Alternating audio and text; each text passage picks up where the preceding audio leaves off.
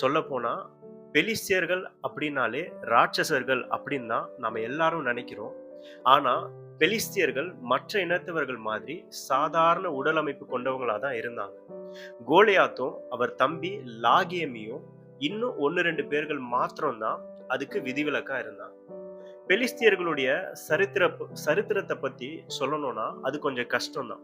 இந்த பெலிஸ்தியர்களுடைய இனம் நமது வேதத்துல பார்க்கிற முற்பிதாக்களுடைய காலத்துல இருந்தே இருக்காங்க.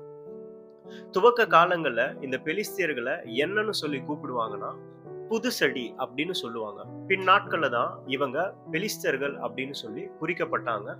இவங்களுடைய பிரதானமான தொழில் என்ன அப்படின்னு சொல்லி பார்த்தோம்னா, கடல் சார்ந்த தொழில்கள இவங்க அதிகமா செஞ்சுட்டு இருந்தாங்க.